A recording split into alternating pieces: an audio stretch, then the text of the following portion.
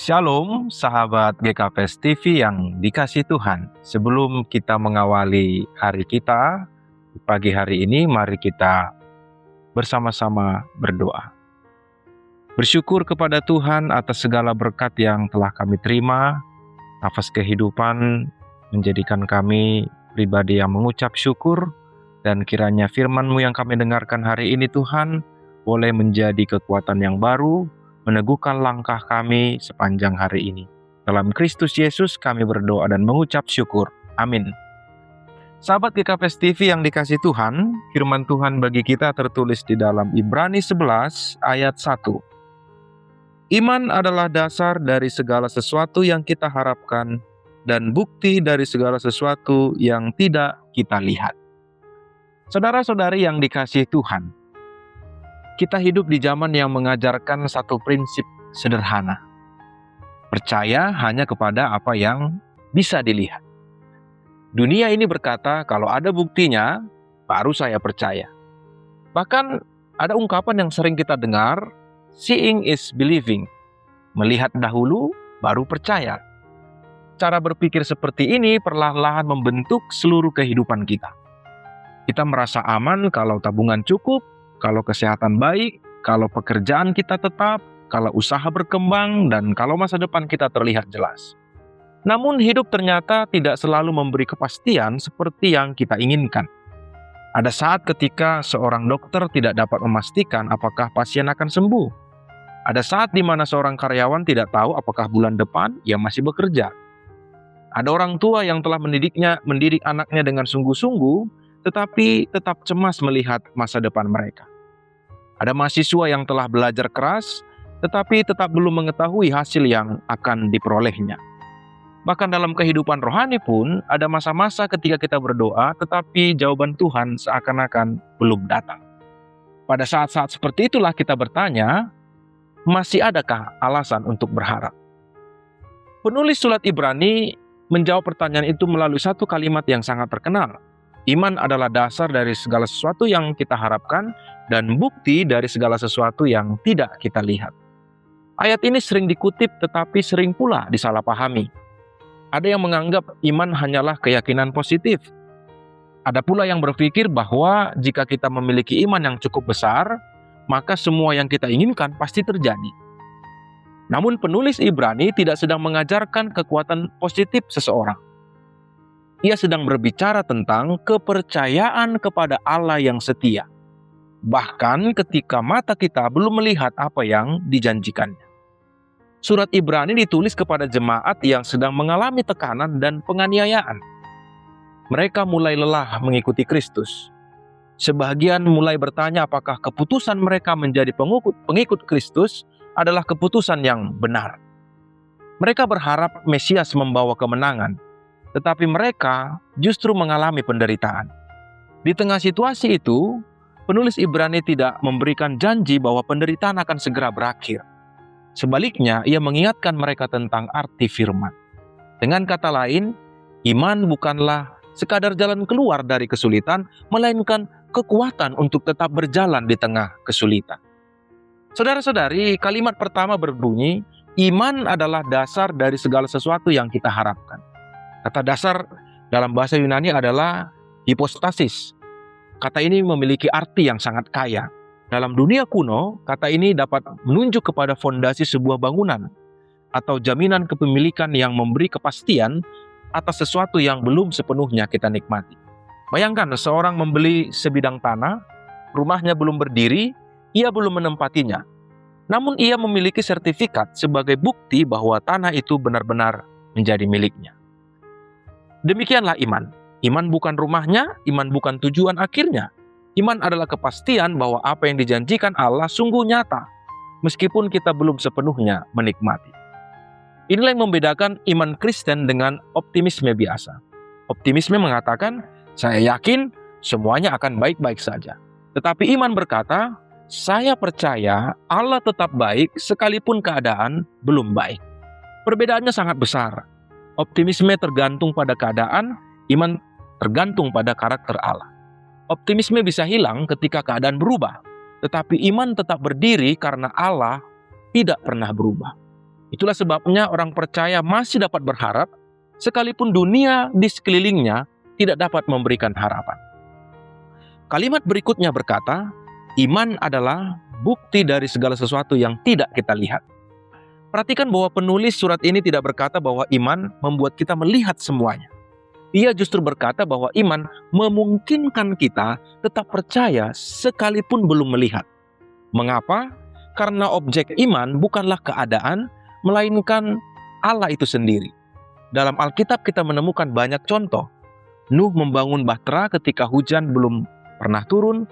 Abraham meninggalkan negerinya tanpa mengetahui kemana Tuhan akan membawanya. Musa memilih memimpin bangsa Israel keluar dari Mesir, sekalipun di depan mereka terbentang Laut Teberau.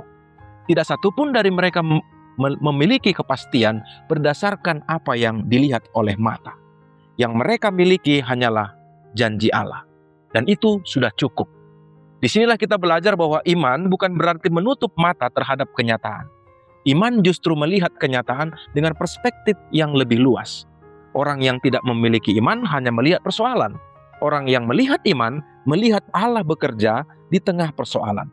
Karena itu iman bukanlah penyangkalan terhadap realitas, melainkan keyakinan bahwa realitas terakhir berada di tangan Tuhan. Saudara-saudari, dalam kehidupan kita sekarang, kita sering ingin mengetahui seluruh rencana Tuhan sebelum melangkah. Kita ingin Tuhan menunjukkan terlebih dahulu hasil akhirnya, baru kita mau percaya. Tetapi Allah sering bekerja sebaliknya. Ia meminta kita melangkah terlebih dahulu, lalu Ia menunjukkan jalan berikutnya. Mengapa? Karena Allah tidak sedang membangun rasa percaya diri kita. Allah sedang membangun kepercayaan kita kepadanya. Itulah yang terjadi ketika Petrus berjalan di atas air. Selama matanya tertuju kepada Yesus, ia dapat berjalan. Ketika matanya lebih tertuju kepada ombak daripada Kristus, ia mulai tenggelam. Masalah Petrus bukanlah ombak, masalahnya adalah pusat perhatiannya berubah. Begitu pula kehidupan kita. Seringkali bukan karena persoalan kita terlalu besar, tetapi karena kita lebih banyak memandang persoalan daripada memandang Tuhan. Iman bukan berarti ombak itu menghilang, tapi iman berarti Kristus tetap hadir di atas ombak itu. Saudara-saudara, pada akhirnya puncak iman bukanlah Abraham, bukan Musa, bukan Daud. Puncak dari iman kita adalah Yesus Kristus itu sendiri.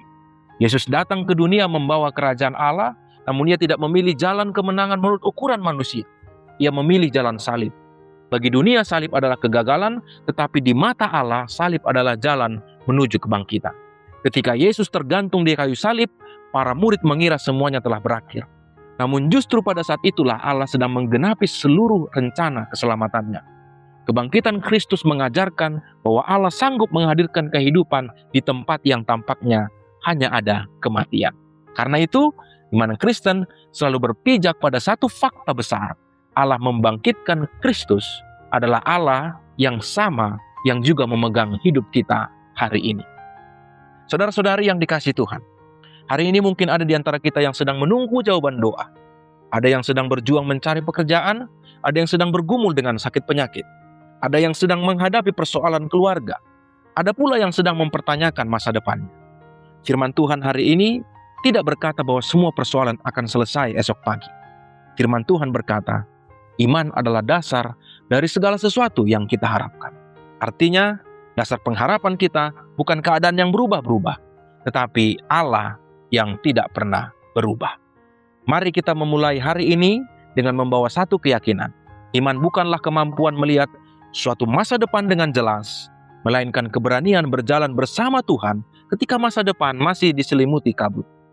Iman bukanlah jaminan bahwa perjalanan hidup akan bebas dari badai, tetapi kepastian bahwa di dalam badai itu Kristus tidak pernah meninggalkan kita.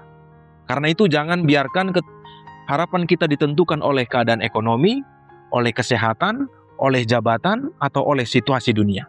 Biarlah harapan kita berakar pada Kristus yang telah mati dan bangkit. Sebab jika Allah telah setia sampai memberikan anaknya bagi kita, maka tidak ada alasan untuk meragukan kesetiaannya atas hari-hari yang masih ada di depan. Mungkin kita belum melihat jalan keluarnya. Mungkin doa kita juga belum dijawab seperti yang kita harapkan. Namun selama Kristus tetap menjadi dasar hidup kita, kita mempunyai alasan untuk tetap berharap. Sebab iman bukanlah sekadar percaya bahwa Tuhan dapat melakukan sesuatu, tetapi percaya bahwa apapun yang Tuhan lakukan, Ia tetap setia, tetap mengasihi, dan tetap menyertai hidup kita. Amin, mari kita berdoa. Kami bersyukur memiliki Engkau ya Tuhan. Engkau yang mengajarkan kami agar kami beriman teguh, bahkan ketika kami tidak lagi punya dasar untuk berharap, dan kami bahkan belum melihat apa yang Tuhan sediakan bagi kami di hari esok dan masa depan. Tapi iman kami menuntun kami agar kiranya kami boleh senantiasa berpegang teguh pada kedaulatan Tuhan. Berkatilah seluruh sahabat GKPS TV dimanapun mereka berada yang sedang mendengarkan renungan ini. Biarlah renungan firman Tuhan yang mereka dengarkan boleh menjadi rema, kekuatan yang baru dalam hidup mereka.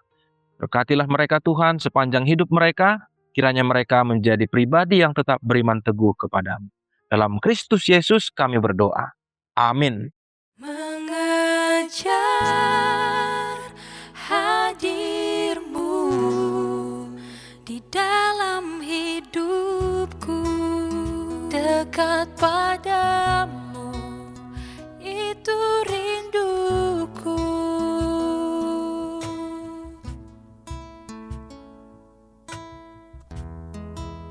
Setiap kataku, Kau pun menunggu. Tak kusangka ku temukan satu kasih yang abadi. Kini ku datang dan ku bawa hidupku,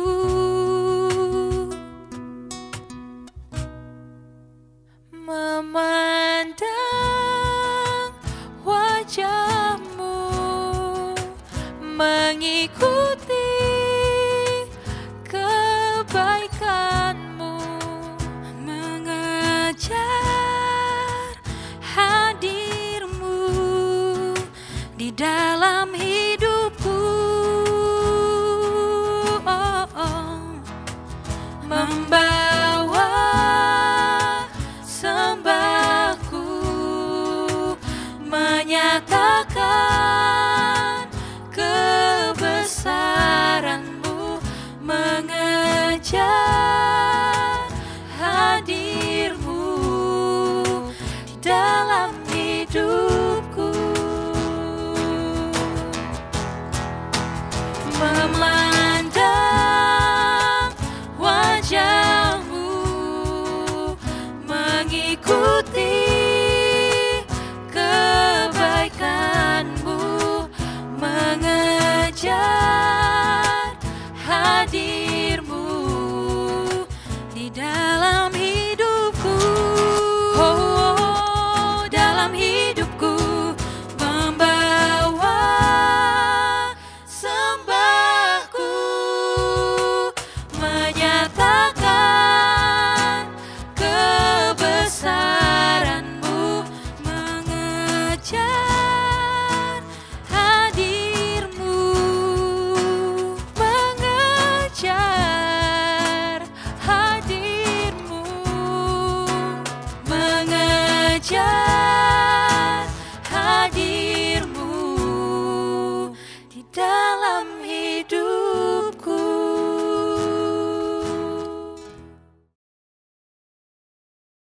GKPS TV